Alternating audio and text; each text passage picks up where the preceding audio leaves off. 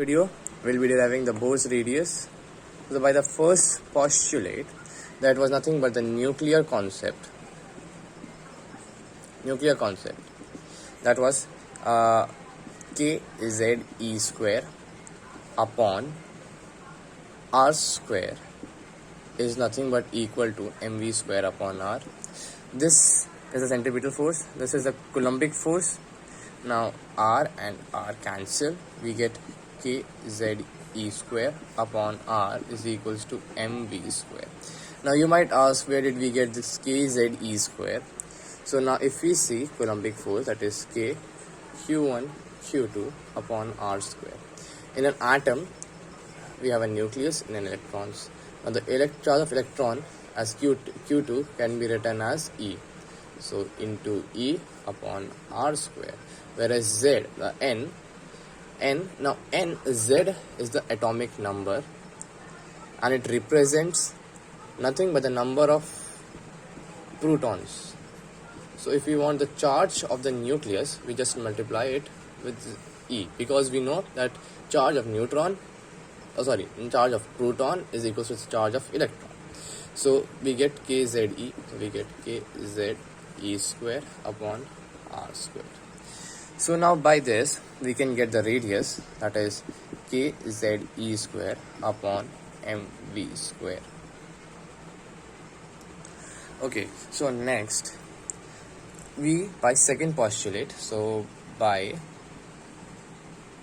second postulate, so now by second postulate we know L is nothing but mvr or nh upon 2 pi. So now the thing is, in mvr we can put the value of r that we just now found. Where it is? Here just found.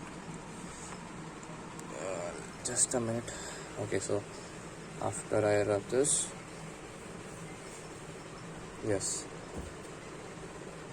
so we have mvr is equals to nh upon 2 pi. We have mv into r, that is kZe square upon mv square is equals to nh upon 2 pi. M cancel, v and v cancel. By this we would get the velocity. So v would be equal to kZe square upon nh by 2 pi. So v can be written as 2 pi kZe square upon nh. Let me just write the n next. N and larger h. Now we have found a velocity. Okay, now what we have done, we have found the velocity, and now we can put the value of v in this radius that we found earlier. Now just let me erase the board first. Boards, okay. So the radius was equal to kZe square upon m and v square. Now v was 2 pi kZe square upon nh the whole square. Now this can be written as kZe square the whole upon m 4 pi square k square z square e raised to 4 upon n square and h square. Now we can see the k and 1k cancels, z and a single z cancels, e square, and this becomes e square. By this we get, and this goes up, we get n square h square upon 4 pi square k z e square into m.